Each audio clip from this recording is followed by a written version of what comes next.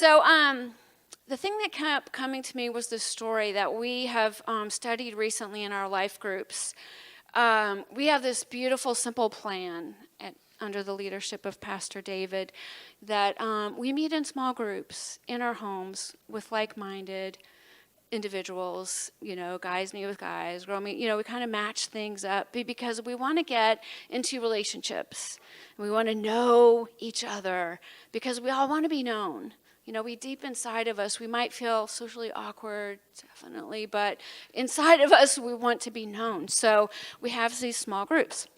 And in our small groups, we study the Word. We feel like that is what we need to know. We can study all kinds of stuff, but what we need to know, everybody's fanning themselves. Are you hot?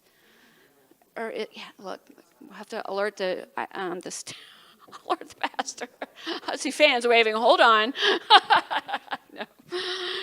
So we studied the Word. So we are going through the Gospel of Mark, and we've just been studying this one chapter, chapter 6. And if you're in life group, you're like, will this chapter ever end? It goes on and on. Do they have enough lessons after chapter 6 yet? But the more I was thinking about it, I kept thinking of this chapter, and I kept seeing this vision in my head, like there's one particular part of it over and over again. It would just come to me, and I would see this, like I see stuff in my head. So I'm going to tell you the story. It's kind of one of those before, during, and after type of things, this whole message, right? So this is the before part. So in Mark chapter 6, Mark is this beautiful, it's just like a telling of like what happened to these people. Jesus shows up on the scene, calls these guys to follow him and be his followers, and they agreed, and this was like their life, like what it was like to live with Jesus and follow him. So in this particular chapter, it starts out that they all went to the hometown of Jesus, and it was a pitiful failure. The people there knew who Jesus was, so they gave him no respect. They're like, we know your family, you basically... who are you talking to us anyway? He got no respect. So therefore, the disciples all with him basically also disrespected. And at the time, no spectacular miracles happened, which is kind of weird, right? And disappointing. It's awkward. It's weird. You show up, but nothing happened. So then Jesus gives them a big job. He sends the disciples out on their own. They go 2 by 2, but Jesus does not go with them. So then he makes it like one of those challenge game shows. Don't take anything with you. And stay in people's houses. But the killer is some of those people are not going to like you. They're going to kick you right out of their house. And I don't want you to get upset about it. Just wipe the dust off your feet. So you can imagine the disciples are like, oh, great. I'm sure that'll be my home. I'll be kicked out of there quick. And sure enough, that's basically, what happened to them. Not fun. So that was the next thing that happened. So that was exhausting. They get back, and they give an account to Jesus, and they tell Jesus what happened on the trip. They're tired. Have you ever traveled? It's tiring, especially after all that, and the people dissing you and all that. Believe me, they did cast out demons and heal the sick, but it was a mixed bag, right? Getting kicked out of houses. So they get back. They're exhausted and tired. And there's this scene of chaos. They're like trying to report to the boss what happened. This is what we did. This is how it went. And then there's like people milling everywhere. Like all these people start gathering. And all of a sudden there's this massive crowd. And Jesus said, it's dinner time. Moms know that feeling. Dinner time. So of course the disciples are like, what, are you crazy? Are you serious? Because Jesus said, I want you to feed them. And they're like, no, we want them to go home. And they're like, then they're joking with Jesus, like, they really literally, what do you want us to do? Go out and spend thousands of dollars on bread? Like they're just like almost mocking Jesus, like, are you crazy? You must be kidding. But Jesus expected them to do it. And then a big miracle actually did happen. So the big crowd got fed miraculously. It couldn't have happened. They only had, a couple of loaves, a couple of fish. But the whole crowd got fed, and there was leftovers. Moms, we love leftovers. No cooking tomorrow. We got leftovers in the fridge. So they had leftovers. And you would think this would be like this big aha moment, the disciples like taking a bow, big miracle here. But that is not what happened. Jesus dismissed the crowd himself sent the disciples off in a boat. He didn't even let them take a bow or do anything. He's just like, y'all go ahead, go, get in the boat and go. And he didn't go with them then either. So here they are, the disciples, us, in the boat. And it has been a very, very long day, and it's late. And Jesus wasn't even with them. So next, we come to this scene. They're in the boat in the middle of the night, and this giant storm comes in. And I'm sure when the Bible says giant storm, big storm, it was serious. It gives this little detail that the wind was against them. They couldn't even make any progress with their rowing around. They couldn't even make any progress. And to top that all off, it's pitch dark in the middle of the night. So you can imagine, put yourself in the boat, talking to each other, like, what are you saying to each other? Oh my gosh, are you kidding me? What would you really be saying? Jesus, he's not even here. Oh my God, we're gonna die. And then all of a sudden, they see a ghost, and they all start screaming. Ah! They're like freaking out. It's a ghost. But guess who it was? Everybody knows. It was Jesus. Y'all know that song, Help is on the Way? Think of this. Think of this scene. You're screaming in the boat. You're screaming, and it's Jesus. Help is on the way. So Jesus has the nerve to tell them to have courage and don't be afraid while the whole thing is raging. But then he gets in the boat, and the storm stops. So you're like, okay, what's the point? So this is the part I saw. After all of this happened, they finally, they get to the shore. And you can imagine what they're like. I mean, your hair's a mess. Your mascara's everywhere. You're like, your clothes are everything. It's a mess. You're a mess. And you get out of the boat, and there's a crowd of people, and they want Jesus. They were looking for Jesus, this crowd of people, and you're like, oh, are you kidding? But this picture, keep this in your mind, this picture of this crowd. You get out of the boat, and you're a mess. And they're looking for Jesus. So this is the part where this happened. This is in Mark chapter 6, verse 53 to 56. It says, when they had crossed over, they landed at Gennesaret and anchored there. As soon as they got out, the people recognized Jesus. They ran throughout the whole region and carried the sick on mats wherever they heard he was. And wherever he went, into towns, into villages, or countryside, they placed the sick in the marketplaces. They begged him to let them touch even the edge of his cloak. And all who touched it were healed. So that is the scene. That's the scene we're creating here. As soon as they got out of the boat, this is where we are. And this is where we start like all that was before, now during. This is like the during part. You're getting out of the boat. You're with Jesus. You look behind you and you go, oh, wow. I was just acting like an idiot for almost the whole time that just happened. I was aggravated that we looked stupid at your hometown. You sent me off to do what I was supposed to do. But I was rejected. I was rejected all the time. They didn't even like me.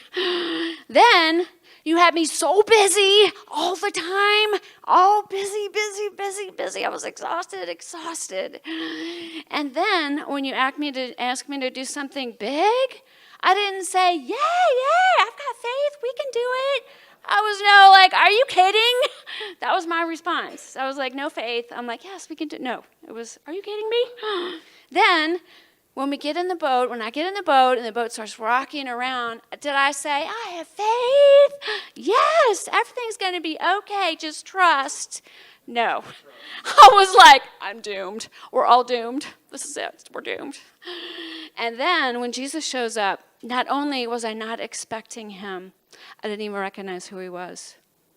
I'm screaming at him like he's a ghost. So this is the state I was in when I get out of the boat. And then the people are all looking at me, right? They're looking for me. They're looking for me? No, they're looking for Jesus. So that's the hard part. Now here's the tricky thing. Picture the same scene. They all get out of the boat, and Jesus gets out with them. The people are all looking for Jesus, right? There he is. So they're following him around. But now there's still a boat like this, only take the scene and lift Jesus out of it, because Jesus is gone. He's in heaven at the right hand of the Father. So when we get all out of the boat and all those people are there looking for Jesus, all they see is me, us. We're the ones that people are looking to. So that is hard. It's just us and all these people, and they need Jesus. But what we learn from this whole series of events is this is how God set things up. This is like the crazy plan of God, which is exactly what Pastor Dave talked about last week, is that this is how God does it. He does use us insanely unqualified people. I mean, and no qualifications, not one of them had any redeeming features that they could say they were qualified to represent Jesus when the people were all looking for him. So that's how we see it. We see it like we're not God. So we look behind us and we go, oh, no, I've screwed everything up. You can't possibly mean me. You're not picking me, are you? And all I see is issues with how I've handled everything. But that's not what God sees. Like we learned last week, it's not what God sees. It may be what you see. You might see all the problems, but God doesn't see the problems. He sees that the problems happened, but you still got out of the boat, and you still faced all those people. Mascara, messy hair, everything a mess. Like, I'll do what I can. So we're all about, people can really get really tied up into big flashy miracles, big healings, big stuff. But in reality, the miracle is you and me. That's the title of our message today. The miracle is you. So now we're going to get to the after part. That was during. Like, here's the scene, getting out of the boat. So this is after. Now what do we do about after? All these people need Jesus. They're desperate. I mean, really, people need Jesus, and we're the only ones they have to look to. So I was preparing this message, and it's basically Mother's Day, so I'm typing away, and I have this picture of my 4 beautiful children. And it was taken when Pastor Dave was set in as pastor here, and they all came. So we had this great picture, and they're all grown up, and they're just adorable and beautiful, and their faces are all smiling, and I'm looking at them, and they're so awesome. And I realized that it's so true that the ones that are getting out of the boat, they're part of that. I mean, they're part of that. They need Jesus. And it's my job to figure out how to teach them. So I got to thinking, I'm like, well, how do we teach people stuff anyway? How do we teach them this? And I looked back at my life, because I'm an old mom now. My kids are all grown up. So don't get mad at me. So I look back at some of the things I did, and one of the things I used to get really on the soapbox about was like, you're not going to be a picky eater. You're going to eat what's set in front of you, at least 5 bites. And that's how it goes. And when I do that, you're going to be this wonderful, well-rounded person, and you're going to love all kinds of cuisine, and you're going to be so wonderful, right? Well, it turns out it doesn't work that way. My living proof, and the truth is finally coming out that my oldest, my firstborn, is a picky eater. He's picky. He hates tomatoes. I mean, like, who does that? He won't eat enough. He gives his wife a hard time about food. I'm like, this is terrible. And I tell my beautiful daughters-in-law I'm a failure. I don't know what to do. I have to rethink my whole parenting years. It's so terrible. But then I said to myself, that's probably not what matters. Lee's an amazing person. So who cares if he eats tomatoes when he's an adult? So I had to rethink, and I said, wow, it's more than that. There's more than that to it. So, and then I got to thinking, those were like parenting skills, and I did the eat the 5-bite routine. That was like a technique, and So then I realized there's an important thing I have to understand about how I teach them. So I need to not give them like this little set of rules, but I need to teach them in a different way. And this is when the heavens kind of started to open, and the Lord was like, yeah, this is what you need to talk about. When we are living in front of people as a mom, as a Christian, we could talk like this, but people don't really hear this. What they hear is your life and your actions and your decisions. And you tell the world and you tell your children every day what is most important, the things that matter. In your life, before your kids, you make hundreds, really thousands of decisions, and they're watching you a little at a time, a little at drop. They're watching everything you do. So they're getting a teaching. You didn't have to tell them this is important, that's not, blah, blah, blah, blah, blah. But you did something, and you didn't do the other thing, and that taught them. They don't forget that. They remember. They're getting an understanding. So you can probably think of this yourself as some examples of this. And of people that have influenced you. So Rachel, my beautiful, beautiful daughter-in-law, brought out the thing that's so true about my mom and the influence that she's had. And I remember my mom. When I was young, I can barely remember anything she said. I mean, really, I can't remember anything. But I will never forget that we will go to the library every Saturday in the summer and check out a mountain of books. We all had our own pile. And we brought stacks and stacks of book home, and we read them because, you know why? My mom's in her bed. I can see her, I can picture her right now. Her reading spot. Dr. Pepper reading her book. I mean, it was amazing. She read everything. So I'll never forget that. Then my mom, all of a sudden, I was a little older, and I'm like, where are you going, Mom? She goes, I'm going to college. I'm like, what? You're going to college? Well, what she did was she audited a class in something like physics class or something bizarre. And I don't know if you know, but auditing a class means you don't get credit for it. You don't become a degree. You don't get a degree. You don't get anything for it. The only thing you get is you get to learn about whatever they're talking about. And that's all she wanted. She just wanted to learn about what they were talking about. That is so cool. Then, this is the kicker. My mother opened up a shop where she sold the children's clothes that she sewed. Unbelievable. This little tiny shop, one of those little strip mall shops. And she opened the shop. It was called Kids Stuff. And I helped my mom embroider. I'm not kidding, I'm not exaggerating. She would embroider, she would have these little pinafore dresses. Hey, we'll appreciate this. And she would embroider Jack and Jill going down the hill on the front of it.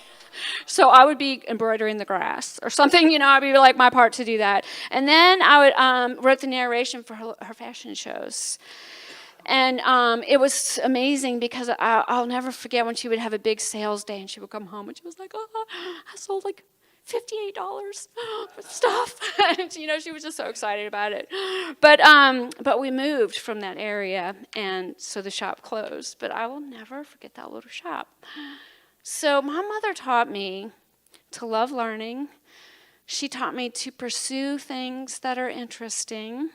She taught me to create beauty wherever I could. And she said, go ahead and take chances if you need to. So she's an awesome mother, and I could go on and on about her.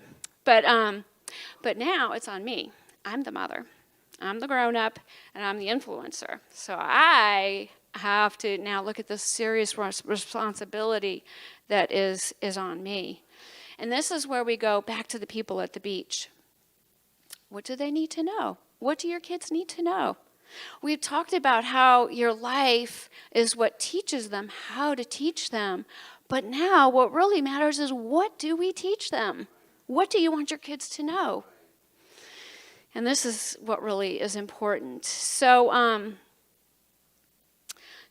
I got an idea of this very early because my beautiful, amazing daughter, Michelle, I had to send her out into a world that was really scary.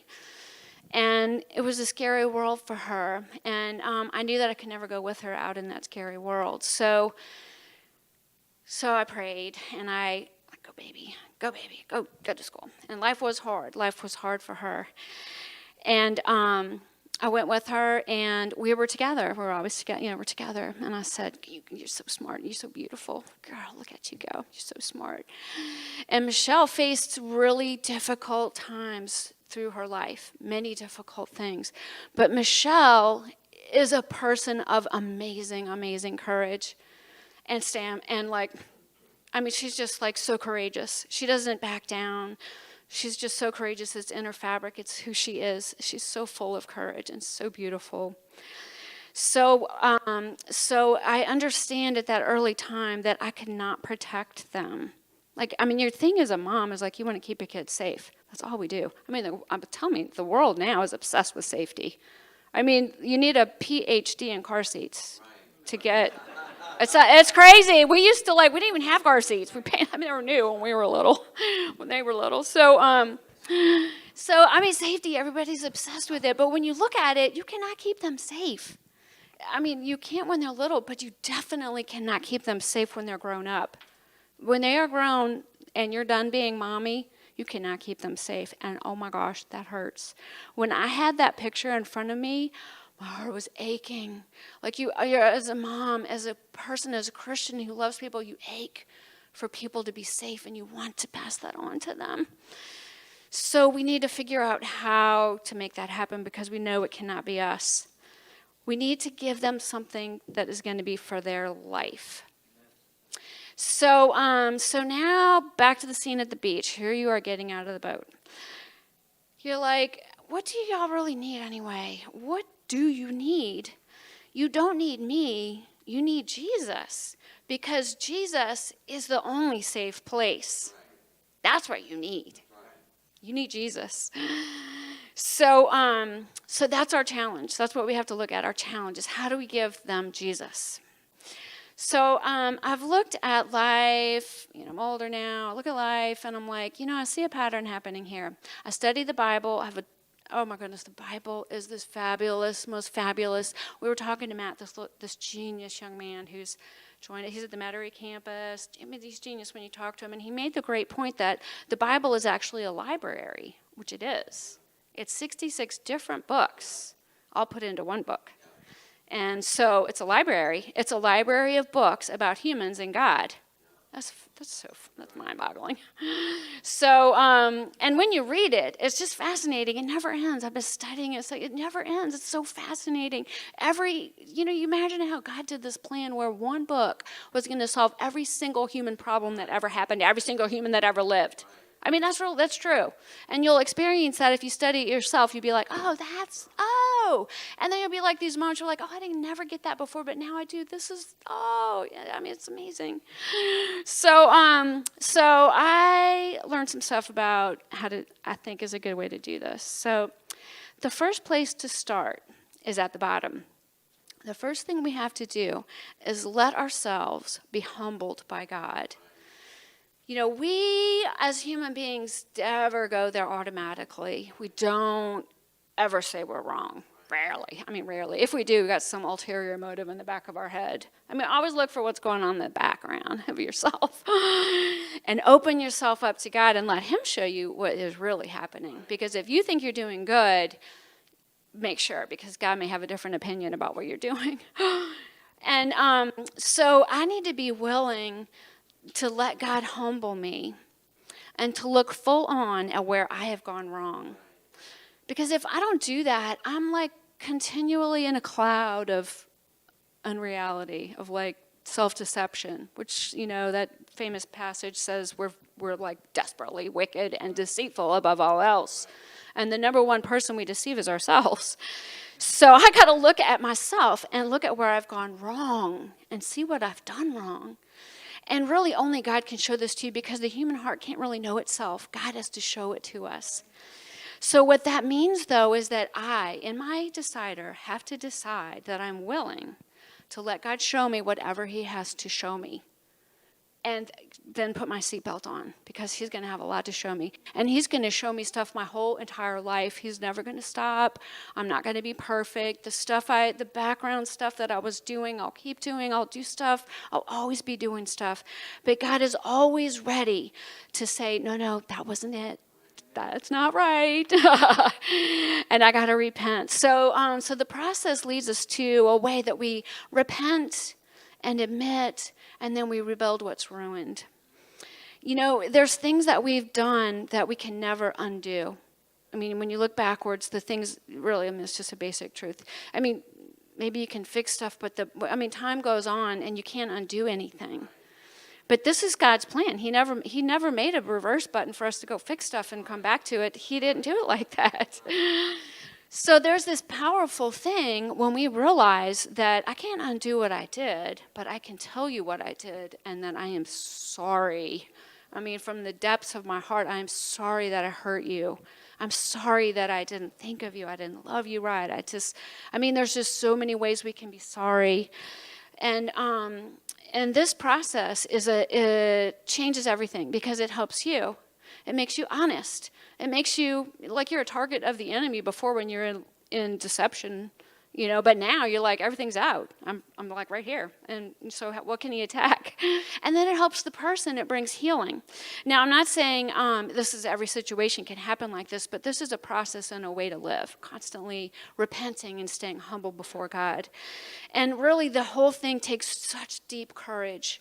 When you face what you've done, really, and to go deeply repenting, and we hate it. It's very painful. It's very painful. And when we open ourselves to really let God show us the result of what we did, everything, it's painful and it takes courage. But God can do it. God can do it. He can do it through you. It can be done. It has to happen, and keep it up. And the other thing is, it could be something that happened 50 years ago or 5 minutes ago. We just keep in the state of always humble and repenting, and it's a habit. So then we can do something that's really not popular in the world. We can straighten the course. When God tells you did something wrong, he tells you the right way to do it. He tells you, don't just do that. Duh, that's dumb. That's wrong. I don't like it. You don't like it. It's not working. Do this instead. So we have to go, okay, I'll do that, and stop making excuses about it. God has the power to make this happen. Powerful Laura Leckler and fam did my favorite, break every chain, break every chain. Yeah, that's another thing my mother influenced me too. She said, I saw that thing in the Bible where Christians visit people in prison. Do y'all do that? And I'm like, not yet, but we're going to. So that's how that started. And we would go in the prison and play that song and blast it as loud as we can. Y'all are all in here because you got chains going on. But I'm here to tell you, Jesus can break every chain. Can you understand? Every chain. That has to be so deep in us. So then the last thing we do here is that we need to redefine success. We always think that we're doing well when we do everything right. Oh, wow, today was so good. I did this, I did that, I was not late. All my check-offs, I was good. But that is not how God really necessarily defines success. The question we need to ask ourselves is, did I submit to God? And did I obey what he said? That is success. We recently went to a women's conference, so powerful. These most humble, precious women. You would never pick them out of a crowd. And they got up in front of us and shared these devastating stories of things they had done wrong, places and ways they had failed the Lord, the things that were just wrong. And they were so humble.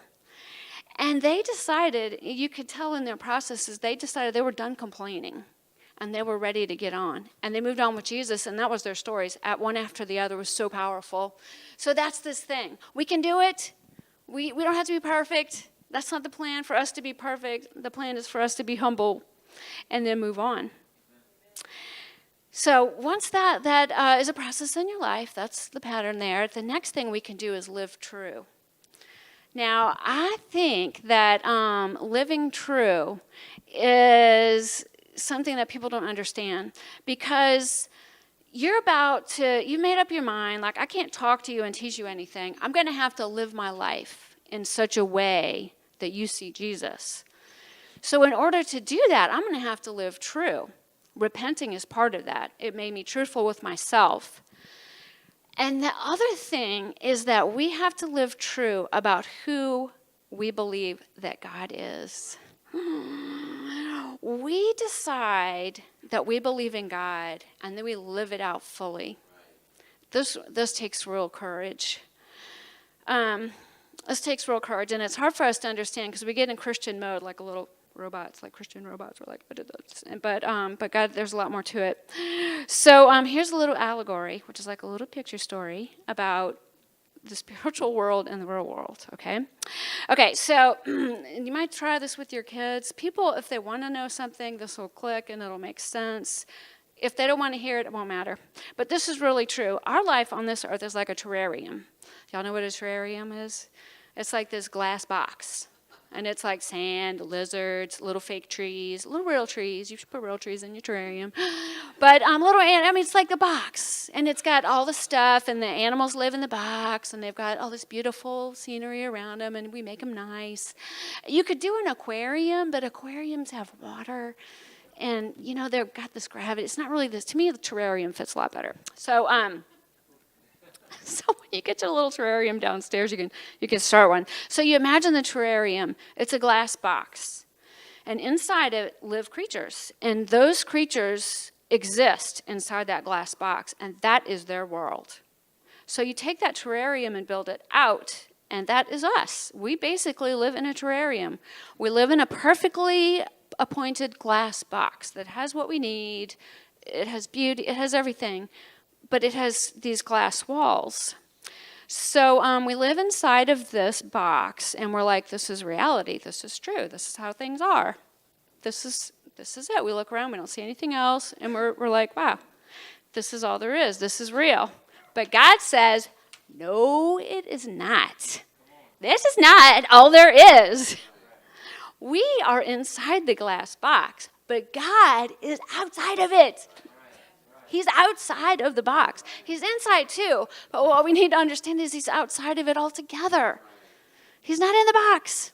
So this is where, like you can get good philosophers and teachers and people that have great learning and understanding in the world. But look at what they're teaching you about.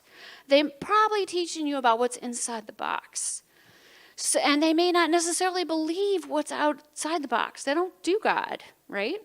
So they're all about making the box all perfect and learning and going deep about all of that.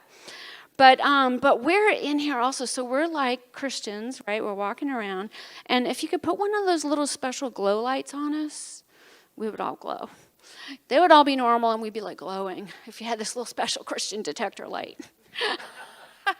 That's what the word says. When the word says you are in this world but not of the world, that's what it means. We're in this box, this glass box, and we're not really of the world. We're of the outside part where God lives. He called us to that.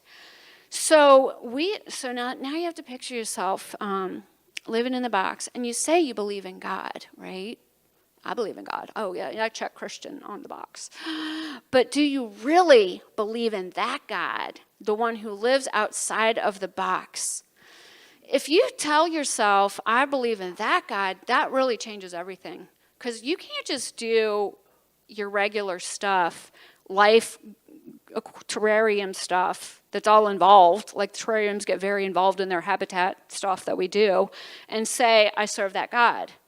Because his agenda is frequently not the same agenda as what is happening in the terrarium.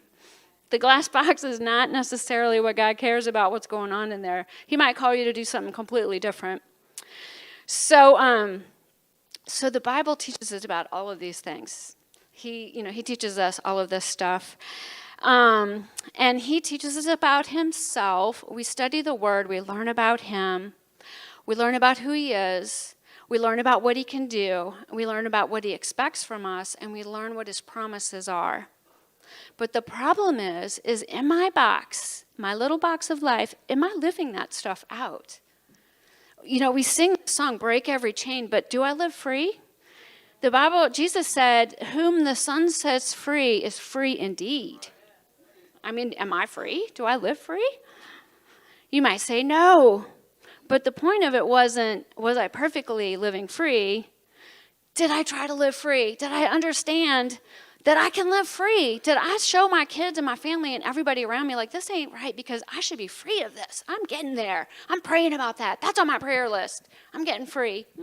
So one after the other, the choices that you make in your life, you're telling everybody, this is what I believe. The stuff that's going on inside this little area, or do I believe in that God out there? And do I do what he says? Who is it that gets my 100%?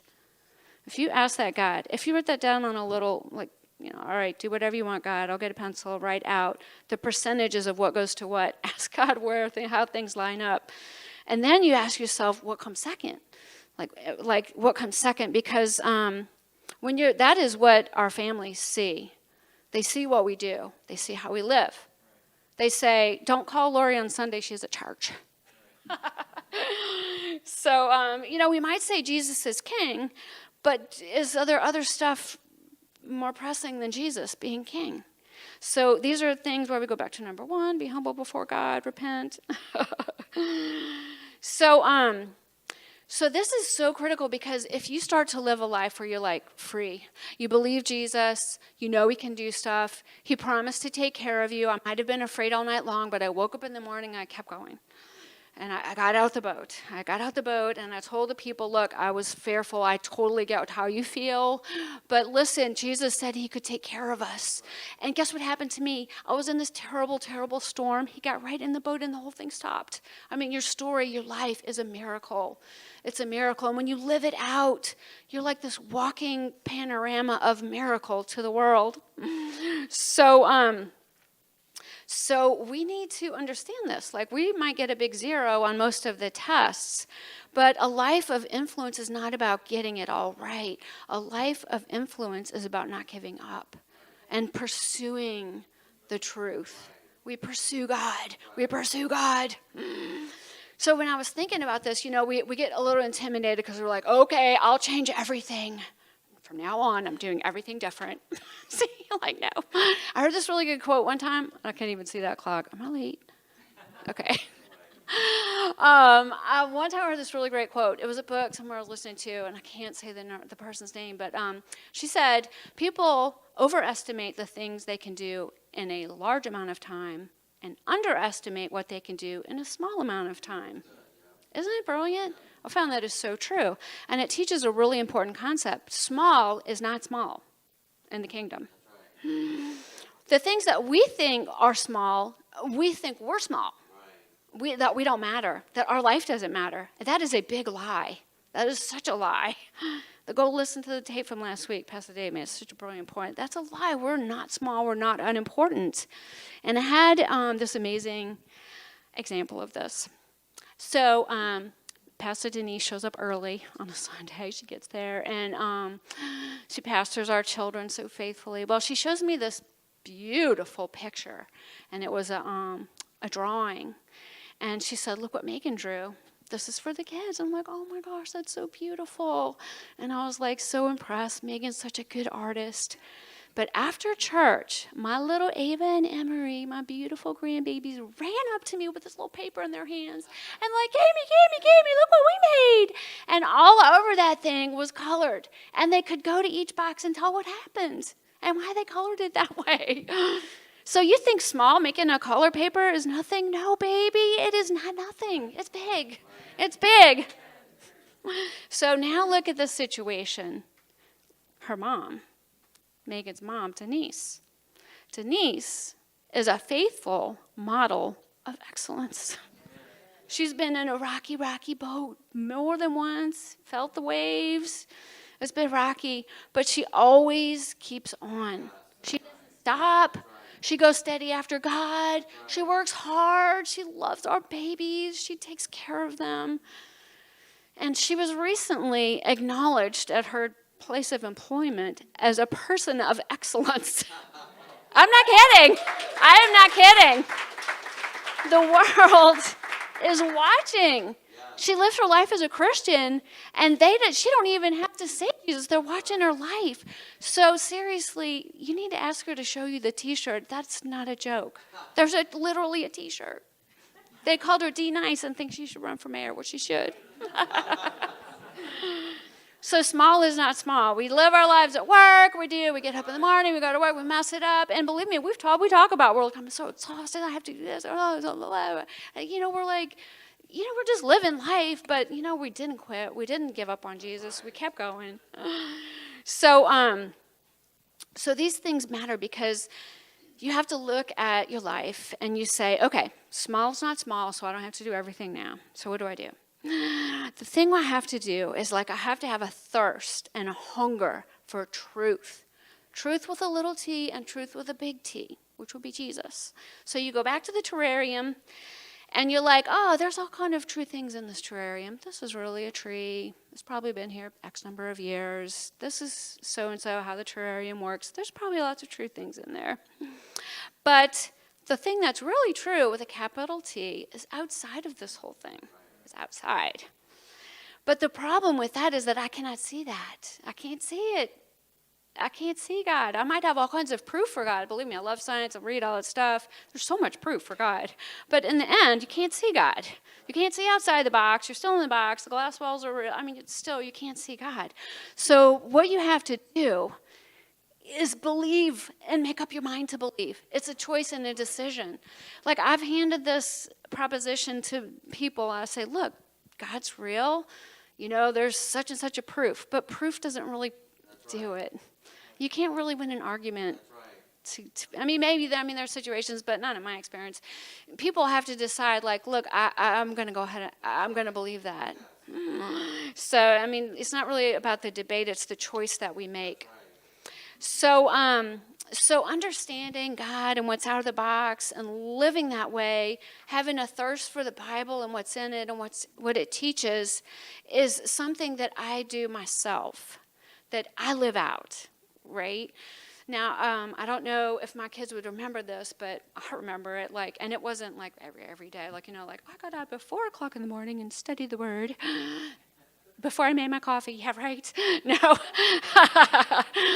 I would never say that, but I'll tell you, my kids probably remember me with a Bible in my hand. Then it was a hardcover. Now it's probably an iPad. But so that's a life that we live, a truth and a pursuit of the truth. And that just is shown in Jesus, in the Word, in the Bible. So you go back to the other kind of truth, like what's here in this aquarium, right? Like what's in the aquarium? Because people are always talking about it, education, universities, they're always looking at what's in the aquarium to understand life. But there's this whole book in the library of the Bible that tells you that this stuff is meaningless. It's vanity. It's pointless, and it's all going away. Y'all probably know, y'all Bible scholars, I'm talking about Ecclesiastes, a whole book where King Solomon, the richest man that ever lived, had everything, did everything, took everything you could do to the absolute end of it. Because he had the money, he had the wealth, he had everything. He took it to the absolute end of it. He did everything you can do inside of a terrarium. And his conclusion was that it was all meaningless. This glass box is made to end. So what we teach our babies and our people that we care about in the world is that don't put your hope in this box. It's going away. It's going away. So when we can do this, we get this amazing advantage. And Pastor Dave just read it from Proverbs 31. It says in Proverbs 31, verse 25, it says, strength and dignity are her clothing, and she smiles at the future.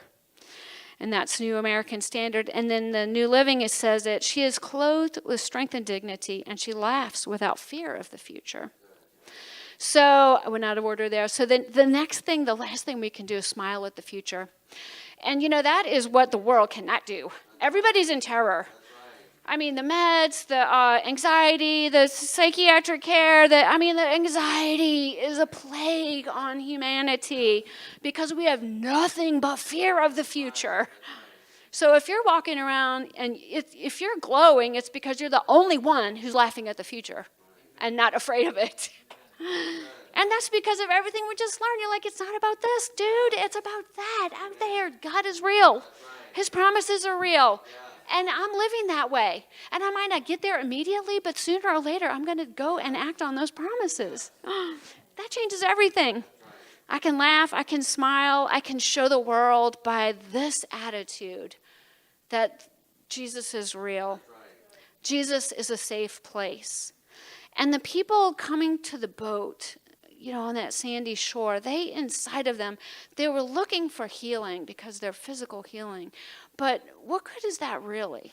You know, Jesus never made a big deal about healings. If you notice in the Bible, it's very odd. He almost like kind of kept it on the down low.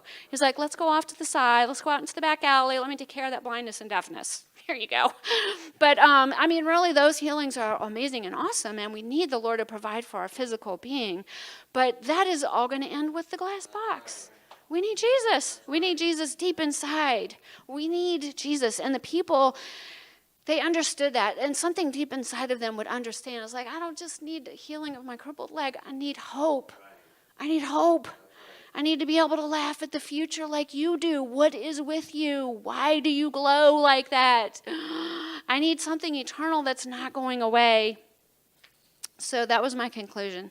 We should call our kids to higher things. We should call our kids and train them with our own lives that there are things that matter forever, that are not going to go away. I need to let me see my kids come to the conclusion, after whatever it took me to get there, that I am not afraid of the future. And they'll be able to do that too. They all have their own choices, but that's how they're going to get there too.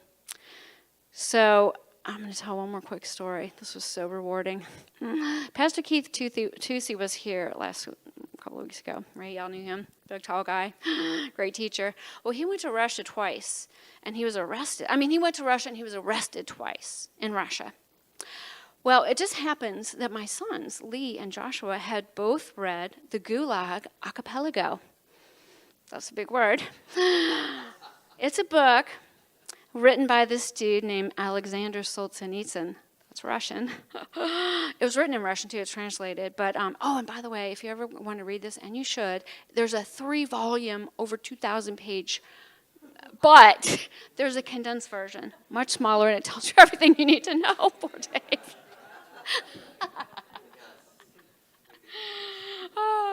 So basically what that thing is about it's about Marxism. Okay, Marxism is a philosophy that teaches that there is a earthly utopia. So Karl Marx taught that if you do what he taught, then you would have a perfect world inside this glass box. And there's nothing outside the glass box. It's just in here. That's all there is. So let's make it perfect. But Gulag Archipelago is the story of Alexander Solzhenitsyn living out that dream. A gulag is a concentration camp, and they were scattered throughout Russia, and over 100 million people died in pursuit of the communism of Karl Marx. And Alexander Solzhenitsyn stood as a testimony of the truth of what that was really about. Like, people's heads were filled with lies and fear and propaganda and everything. So he wrote a book and told the true story.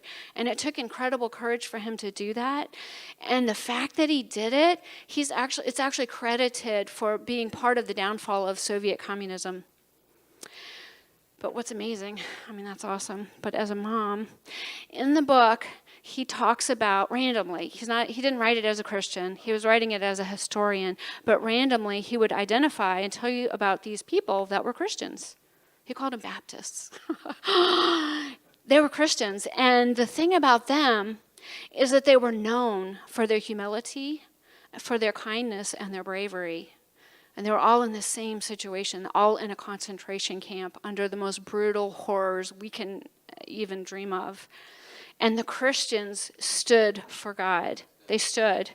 And they were brave and kind and humble. So what does this teach you about safety for your kids? Right, that's right. Yes, it tells you even the most horrible thing can happen to you. Right. You could end up in a gulag in Russia. If you have Jesus, you're still okay. You're still okay. Yes. Yes. Even if your last breath is in a communist gulag, your next breath will be in heaven. Face to face with Jesus. That's the promise. But guess what the cool thing is? Guess who read that book first? Mom. Somebody had to tell them about it, right? So here's my kid. They're learning brilliant things, and they're learning to stand in true faith, something that's going to last them. When I see my adult children, it's even worse than when they were little. The pains, the hard things they go through, the decisions, the life craziness that happens. But I can see them standing strong in faith. Michelle has courage, and beautiful Hannah has a heart that is boundless love and compassion. She has such a deep love. She made, I can only use the word extravagant, a Mother's Day feast for me. Prepared with her own, she's an extravagant love girl. She loves and has compassion. So that's what I wanted to tell you. If you can summarize it in one sentence, you'll be doing good. I know it's a lot. But this is the sentence. Picture yourself in the boat, getting out in whatever condition it is that you're in. That's how I was. A mess. A complete wreck. When I started this journey, I got out of the boat, I was a complete wreck. I had done supposedly things for Jesus. Not even close. But I took the gauntlet, I took the challenge, and I said, I'm going to get out of the boat. I'm keep going. You can use me even though I'm not perfect, Lord. If I say I can't do it, you say I can. Right. That's powerful. And I need that to happen because the world needs Jesus. They need the real Jesus. Jesus makes this sweet, sweet promise in Matthew 11:28-30. And this is so beautiful. Doesn't the world need to know this? He said, come to me, all you are weary and burdened, and I will give you rest. Take my yoke upon you and learn from me, for I am gentle and humble in heart, and you will find rest for your souls. For my yoke is easy and my burden is light. Isn't that beautiful? We're looking for that. The world needs that. We need that. So we teach our children fidelity, perseverance, loyalty, truth-telling. All these things, how? By a grand speech? No, by just living it out. Living it, falling, getting up, living it, falling, getting up, living it. These things. When you tell yourself the truth and you live the truth, then you'll be able to smile at the future. And if you can do it, so can they.